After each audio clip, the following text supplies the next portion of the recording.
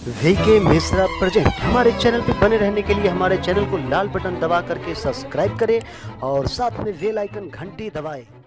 जय श्री राधे कृष्ण। आप सभी का हमारे YouTube चैनल पे बहुत बहुत स्वागत है। यूं ही ज्ञानवर्धक जानकारियाँ प्राप्त करने के लिए हमारे इस चैनल को लाल बटन दबा करके सब्सक्राइब करें, साथ में बेल आइकन घंटी दबाएं ताकि मेरे वीडियो का नोटिफिकेशन आपके पास सबसे पहले पहुंचे। आइए आज सुनते हैं गंगा दशहरा के दिन माता गंगा की कथा। गंगा दशहरा का व्रत हर वर्ष ज्येष्ठ माह में शुक्ल पक्ष की 10वीं तिथि को गंगा दशहरा का व्रत किया जाता है। इस दिन माता धरती पे अवतरित हुई थी, धरती पे आई थी और सगर जी के पुत्रों को उन्होंने मुक्ति प्रदान किया था। माता गंगा की कृपा से जो भी भक्त माता गंगा में जाकर के स्नान करते हैं, माता गंगा का पूजन करते हैं, अर्चन करते हैं, माता गंगा की आरती करती हैं, माता गंगा उनके सभी पापों को नष्ट कर देती हैं। तो आइए सुनते हैं गंगा दशहरा के दिन माता गंगा की कथा। इस बार गंगा दशहरा का व्रत 20 जून 2021 दिन रविवार को किया जा रहा है। तो आइए सुनते हैं माता गंगा की कथा। तो बोलिए प्रेम से गंगा माता की जय। बहुत समय पहले की बात है कि भगवान राम की नगरी अयोध्या में एक राजा हुआ करते थे, जिनका की नाम सगर था। इनकी 2 रानियां थी, जिनमें से एक रानी को 60,000 पुत्र थे व दूसरी को सिर्फ 1 पुत्र था। राजा ने अपने राज्य का विस्तार करने के लिए अश्वमेध यज्ञ का आयोजन किया। उन्होंने समूचे भारत भ्रमण के लिए और सभी राजाओं को बताने के लिए अपने अश्व को छोड़ा। महाराज इंद्र सगर राजा का यह यज्ञ सफल नहीं होने देना चाहते थे। देवराज इंद्र सोचते थे कि इनका यज्ञ मैं सफल नहीं होने दूंगा, और फिर उन्होंने वही किया। इसलिए उन्होंने अश्व को अगवा कर लिया। सगर राजा के सभी बेटे इस अश्व की खोज में, घोड़े की खोज में लग गए। समस्त पृथ्वी में खोज कर उसके बाद अश्व का कुछ जब पता ना चला, जिसके बाद राजा ने पाताल लोक में खोज करने का हुक्म दिया। पाताल में खुदाई हुई। उसी समय वहां महामुनि कपिल की समाधि लगी हुई थी, जो कि घोर तपस्या में लीन थे।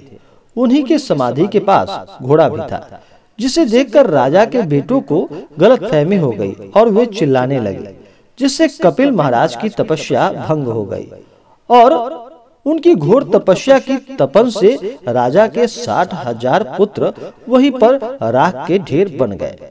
दूसरे पुत्र ने अपने पिता को जाकर पूरी बातें बताई। यही महाराज गरुड़ भी आए, जिन्होंने राजा सगर को अपने 60,000 पुत्र मुक्ति प्राप्ति के लिए सिर्फ एक ही रास्ता बताया। उन्होंने बोला कि तुम्हें तपस्या करके गंगा को धरती पर लाना होगा। जैसे ही गंगा धरती पर आएंगी, तुम्हारे पुत्रों की भस्मी पर पड़कर वे सब मुक्त हो जाएंगे। सगर और उनके पुत्र ने तपस्या की, लेकिन सफल नहीं हो पाए। उनके पश्चात सगर राजा का पुत्र भागीरथ का जन्म हुआ।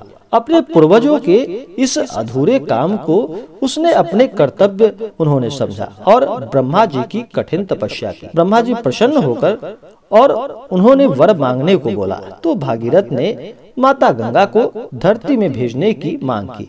लेकिन यहाँ ब्रह्मा जी ने बताया कि धरती में इतना बल नहीं कि वो गंगा के भार को सहन कर सके, अतः तुम्हें भगवान शिव से इसमें मदद लेनी चाहिए।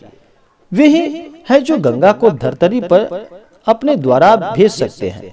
उस समय गंगा ब्रह्मा के कमंडल में थी, जिसे उन्होंने शिव की जटाओं में अवतरित किया। भागीरथ ने अब फिर शिव की कड़ी तपस्या की। वे सालों साल एक अंगूठे पर खड़े रहकर, इस दौरान गंगा सालों सालों तक भगवान शिव की जटाओं में ही रही। वे उसमें से निकलना चाहती थी और रसातल जाना चाहती थी, लेकिन इतनी जटिल समस्याओं में भी वे खो ही गई थी। उन्हें बाहर निकालने का रास्ता ही समझ नहीं आ रहा था। भागीरथ की तपस्या से प्रसन्न होकर भगवान भोलेनाथ ने उन्हें दर्शन दिए और वरदान पूरा करने का आश्वासन दिया। इसके बाद माता गंगा जी की 7 धाराएं हिमालय के बिंदु सागर से होते हुए पृथ्वी पर आई। पृथ्वी से आते ही गंगा का विशाल रूप देख मानव जाति परेशान हो गई।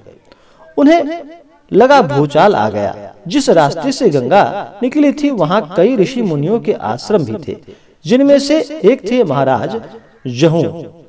गंगा को आता देख वे समझे कि ये कोई राक्षस की क्रीड़ा है।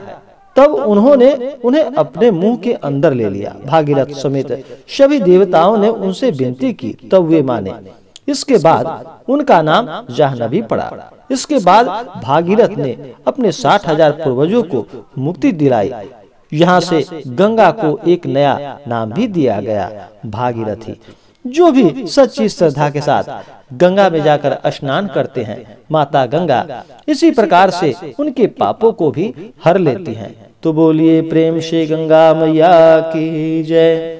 तो आशा करता हूँ कि यह जानकारी आपको अच्छा लगा हो। ऐसे ही ज्ञानवर्धक जानकारियाँ प्राप्त करते रहने के लिए हमारे चैनल को लाल बटन दबा करके सब्सक्राइब करें, साथ में बेल आइकन घंटी दबाएं ताकि मेरे वीडियो का नोटिफिकेशन आपके पास सबसे पहले पहुंचे। वीडियो को लाइक और अपने मित्रों तथा दोस्तों के साथ शेयर करें।